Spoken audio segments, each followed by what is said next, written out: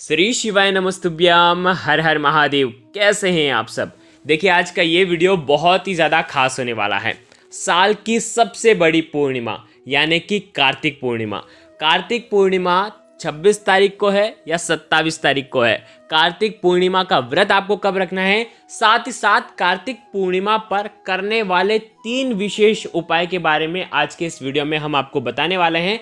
सबसे महत्वपूर्ण उपाय, चावल के ऊपर पत्ता रखना और जो आपकी इच्छा होगी वो परिपूर्ण हो जाएगी। तो बहुत ही प्यारा से उपाय होने वाले हैं। देखिए, हमारे हिंदू धर्म में कार्तिक पूर्णिमा का बहुत ज़्यादा महत्व होता है। हिंदू धर्म के अनुसार कार्तिक पूर्णिमा के दिन भगवान सत्यनारायण की पूजा करने से व्यक्ति को सभी शुभ फलों की प्राप्ति होती है। और धार्मिक मान्यता के अनुसार कार्तिक पूर्णिमा के दिन ही पृथ्वी को जल प्रलय से बचाने के लिए भगवान विष्णु ने मत्स्य अवतार धारण किया था। तो इसीलिए पूज्य गुरुदेव कहते हैं कि इस दिन सभी नदियों में देवी देवताओं का वास हो जाता है। तो ऐसे में यदि आप किसी भी पवित्र नदी में स्नान कर सकते हैं तो आपके जन्म जन्मांतर के पाप नष्ट हो जाते हैं।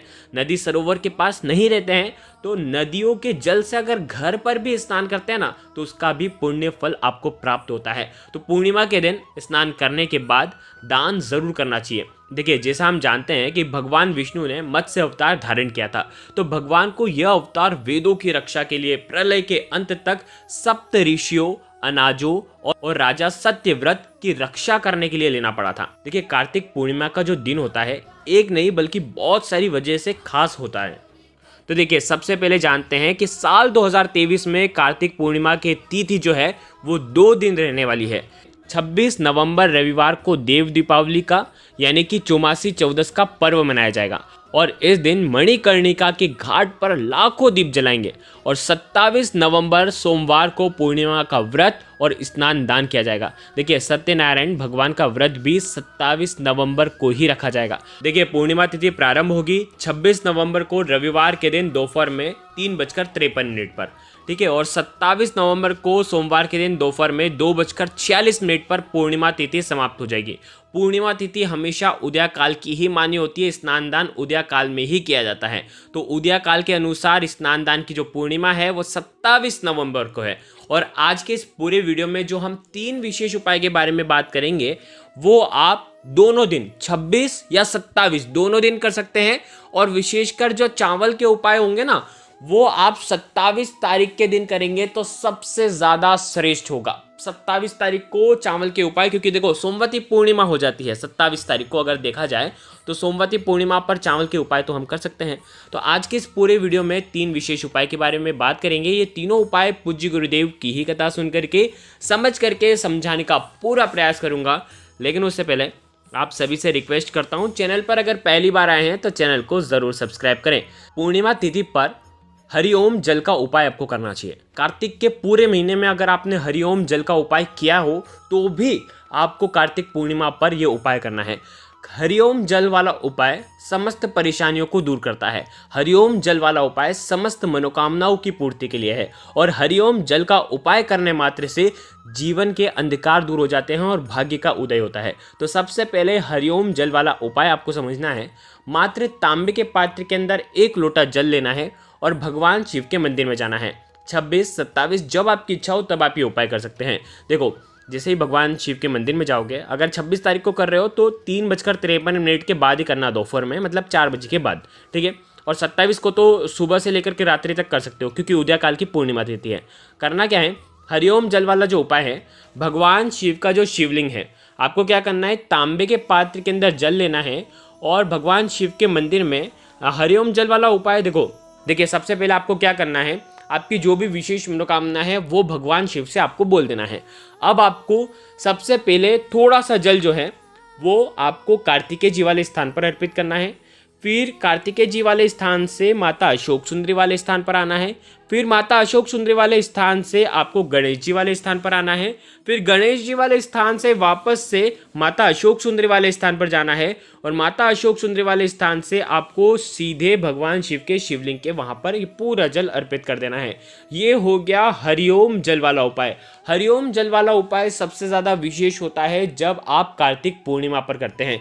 क्योंकि हरिओम जल यानी कि भगवान शिव के ऊपर भगवान विष्णु वाला ये जो जल है बहुत ही ज़्यादा शुभकारी होता है। क्योंकि देखो कार्तिक का पवित्र महीना पूरा भगवान विष्णु को समर्पित होता है, इसीलिए हरिओम जल का उपाय हमें करना चाहिए। देखो हरिओम जल वाले उपाय जब करोगे ना तो एक विशेष चीज़ ध्यान रखना, जल की जो धारा है वो टूटनी नहीं चाहिए, बस ये एक विशेष बात इसमें होती है। ठीक है, ये हो गया पहला उपाय। अब हम बात करते हैं दूसरे उपाय की। देखिए कार्तिक का पूरा पवित्र महीना बहुत ही ज़्यादा खास होता है और कार्तिक के पवित्र महीने की पूर्णिमा सबसे ज़्यादा विशेष होती है।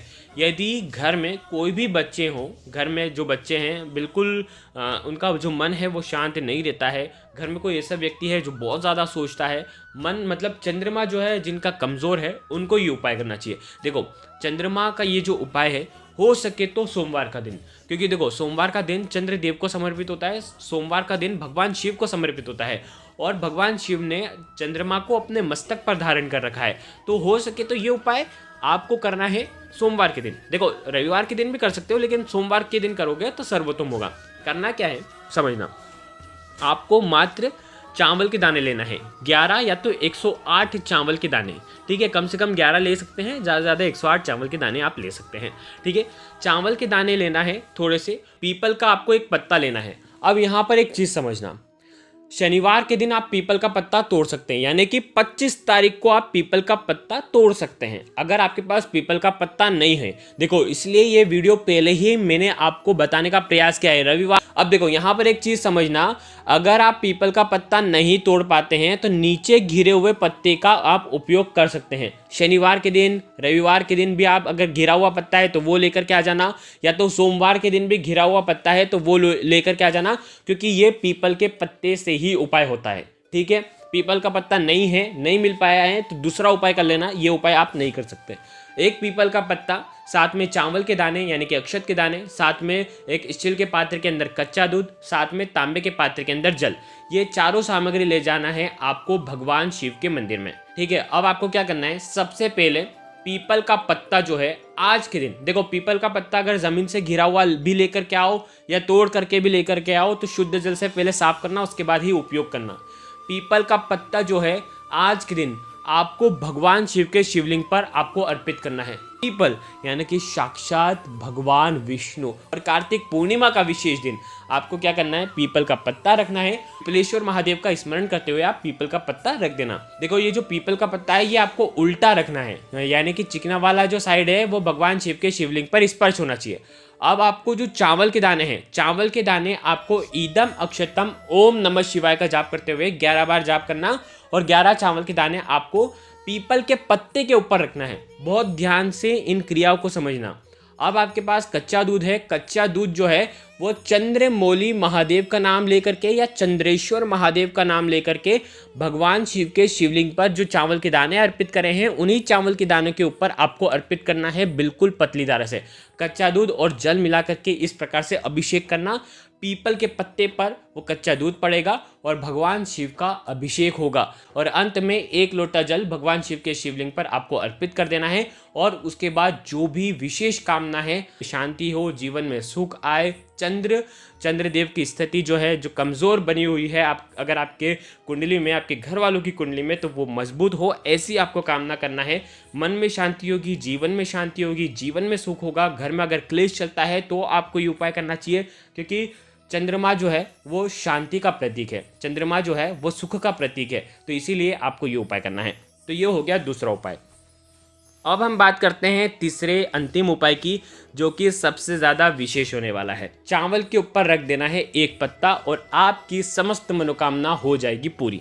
देखो करना क्या है, चावल का दाना, मात्र 1 चावल का दाना लेना, खंडित नहीं होना चाहिए। ठीक है, साथ में लेना है 1 बेलपत्र। बेलपत्र नहीं मिल पाते तो भगवान शिव के ऊपर चढ़े हुए बेलपत्र का आप उपयोग कर सकते हैं। यहाँ पर एक चीज़ समझना, अगर पीपल का पत्ते वाला उपाय आप नहीं कर पाते हैं ना, तो आप ये बेलपत्र के पत्ते का उपाय आप कर सकते हैं। करना क्या है, साथ में तांबे का पात्र के अंदर जल लेना, ये तीनों चीज़ ले जाना है भगवान शिव के मंदिर में। ठीक है, 26-27 दोनों दिन आप में जब आपकी इच्छा हो तब आप ये उपाय कर सकते हैं। आपको क्या करना है, सबसे पहले 1 चावल का दाना आपको अर्पित करना है भगवान शिव के शिवलिंग पर। देखो ये बहुत अलग उपाय है, बिल्कुल ध्यान से समझना। जब आप 1 चावल का दाना आप अर्पित करोगे, धन संबंधित परेशानियां दूर हों ऐसी आपको कामना करना है। और एक चावल का दाना खंडित नहीं होना चाहिए, अखंड चावल होना चाहिए। चावल का दाना आप अर्पित कर देना।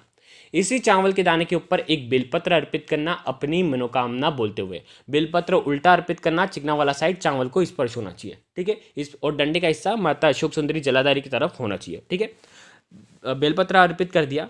अब आपको एक लोटा जल जो है वो चंद्रमौली महादेव के नाम से भगवान शिव के शिवलिंग पर आपको अर्पित कर देना है, या श्री शिवाय नमस्तुभ्यम का जाप करते हुए आप अर्पित कर दें। अब आपको क्या करना है, आपके जो सीधा हाथ है, सीधे हाथ की जो त्रिपुंड हम बनाते हैं ना, तो 3 उंगलियों का हम प्रयोग करते हैं, तो वो 3 उंगली भगवान शिव के शिवलिंग पर स्पर्श करना।